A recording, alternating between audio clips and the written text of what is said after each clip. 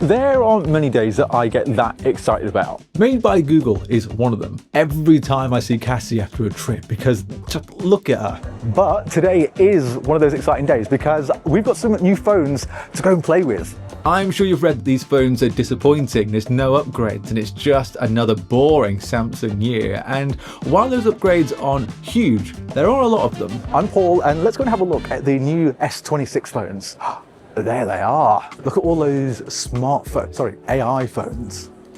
During my briefing, Samsung mentioned a lot, and sadly, it wasn't all new. So if I don't mention something in this video, the chances are that it was the same as last year, or the year before, knowing Samsung. Let me start with the coolest part of the S26 Ultra though, and that is the privacy display. So now you see it, now you don't. Now you see it, now you don't. This is pretty cool because you basically now have one of those privacy screen protectors built straight into the S26 Ultra, and only the Ultra, because this is not coming to the standard S26 or the S26 Plus. And from what Samsung told me, and my very brief hands-on with this, you can turn this on a few different ways. Firstly, you can get to the settings of this really quickly through quick settings, and that's where you can literally just turn it on or turn it off. And once it is on, it means that on a tight angle, you cannot see this screen at all. You then have max privacy mode as well, which works at even less of an angle. So it means that people really cannot see what's on your screen. Samsung did tell me briefly how this works. And essentially what the S26 Ultra is doing is it's just turning off pixels to give you that illusion of privacy. And you've got to see it in real life, because seeing it on video, it looks fine. But in real life, this is when you see this is actually, it's really cool. You can have this turned on for pop-up notifications as well, but I didn't really get to see that in my demo. And you can have it block pins and patterns as well, and certain apps you can have it turned on and off. This is a big deal for Samsung. I got to see this work in a pretty dimly lit room as well, and it kind of makes the screen look weirdly washed out. Let's talk cameras. There are a few upgrades here, on the Ultra at least. First off, the main 200 megapixel sensor is now an f1.4 sensor, which Samsung says is 47% brighter than the camera on the S25 Ultra, and I am all here for better cameras in low light. I didn't get to test this too much, but I did take a photo on the S26 Ultra and the S25 Ultra to compare them side by side. And I think you can tell here that 47% brighter sensor is actually useful, it's working. You can definitely tell that in the shadows, it's much brighter on the S26 Ultra. And even in certain things like the plant, you can just see here, it's much brighter. So I'm a big fan of this. Samsung also updated the 5x lens to an f2.9 sensor, so that is 37% brighter than it was on the S25 Ultra. And this time I didn't get to take a photo on the phones, but again, give me better low light all day. Of course, I need to spend way more time with this phone so I can test out Samsung's claims of how enhanced the noise reduction is on these phones. But if you do want to see the full review, just make sure you're subscribed. There's also some video updates making their way to the S26 lineup, and I'm not sure how much a lot of you use super steady mode, but Samsung now lets you lock the horizon, and let me show you what I mean. So if you go into your settings and turn on the super steady mode there, what you can do is record a video, kind of do this a little bit, hang on, let me then go back, then stop the recording, into here, and then you'll notice that no matter how much that camera moves, still, that's so cool. And now on the camera, you can also get 4K auto framing. So let me show you what this is all about. This uses 8K to detect faces, and then it crops in that image to a 4K video. So all you have to do is tap on someone's face and it keeps them dead center in the shot. And this one works across all of the S26 phones. I noticed one other upgrade for video as well, and that is that now you can record 8K 30 FPS using the APV codec. So it means that those file sizes are going to be way smaller if you ever wanted to record in 8K. Let me answer a question that I know that you are all asking, and no, Samsung have not reintroduced Bluetooth to the S Pen.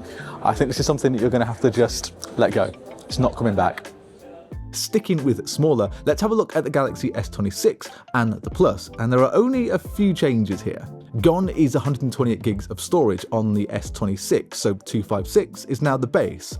but the price of that base model is now $100 more expensive, so you're not really getting a better deal here. The screen size is now slightly bigger. It's 6.3 inches instead of 6.2 inches, and the battery is 4,300 milliamp hours instead of 4,000 milliamp hours. The wireless charging speed of the Plus is now 20 watts, and the selfie camera has a wider field of view on the S26, but this is also on the Plus and the Ultra. And the other change is coming to the S26 and the S26 Plus.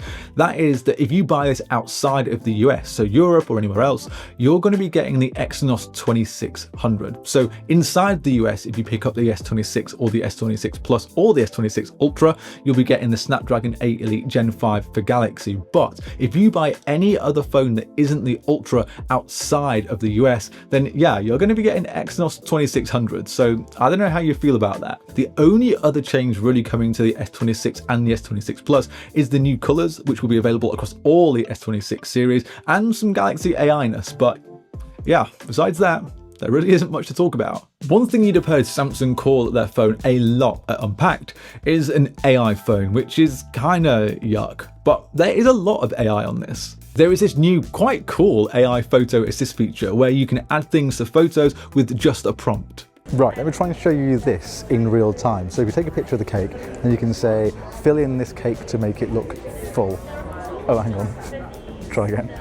Right, I give up trying to do the voice thing, let's just type it instead. So I said fill in to make this cake full, and then we'll see how long it takes. Bear with me, please. Ah, there we go, look. So, from the previous one to now being full. It's kind of weird, and I kind of like it. There is also something called Now Nudge, which is kind of like Samsung's version of Google's Magic Queue. It's supposed to be able to give auto replies depending on what is being asked. So if someone asks you if you're free on the 25th of February, it will check your calendar and give you an auto reply based on what is saved in that calendar. If someone asks me for a phone number of a contact and I have it saved, it will pop up in that messaging app without me having to search for it. And if someone asks you to send photos from a trip, it will suggest all of those photos that you took on the trip, and you can pick and choose which ones you want to send. I don't know all the apps that this will work in just yet, but I know this will work inside of WhatsApp and Google Messages and Samsung Messages, but this is one of those things that if it works, I'm going to test it, but if it works properly, this is going to be quite cool. And even Circle to Search has an update, so it can now do multiple searches in one action. And you might like this one. The Audio Eraser can now work in real time. If you don't know what Audio Eraser is, essentially it's AI that isolates your voice from any sort of background noise or crowd so people can hear you clearly. Now you can do this inside of certain apps. This is an example on YouTube. So you swipe down from the quick setting panel, tap Audio Eraser, and then just see if you can notice the difference here. In Istanbul on Thursday night, they only arrived back in the very early hours of Friday morning. Murillo made a goal-scoring return. The change is subtle, but it is there. So far you can do this on Netflix and even on people's Instagram lives. There are a couple of other things as well for the Ultra which I haven't mentioned yet, and these are as important as anything else. The S26 Ultra is the thinnest and lightest Ultra Samsung have ever made. So the S26 Ultra only weighs 214 grams. That's a couple of grams lighter than the S25 Ultra and about 15 grams lighter than the S24 Ultra. It might not sound like a lot, but this definitely feels lighter in the hand when picking it up, and that is exactly what I wanted from Samsung. And the other change is to the design of the phone, and you've probably already noticed about the new camera housing. It's pretty much exactly the same as the one from the Z Fold 7, but what you might not have noticed is that this phone is now the thinnest Ultra Samsung have ever made. Samsung have said that this is 0.3 millimeters thinner than the S25 Ultra, so it's around about 7.9 millimeters, and I know that's not huge, but it's like Samsung have listened to exactly what I wanted this year. I wanted a thinner and lighter phone, and Samsung have given it to me.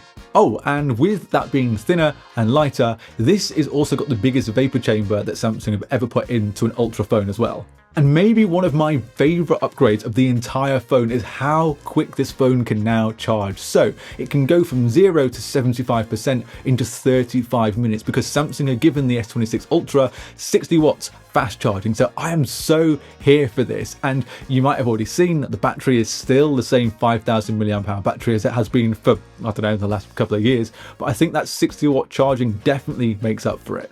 And the last couple of things are that that display is now a new 10-bit display, so you guys can stop complaining that it wasn't last year. And there is a new Armor aluminium frame, so Samsung have also decided to go back to aluminium this year.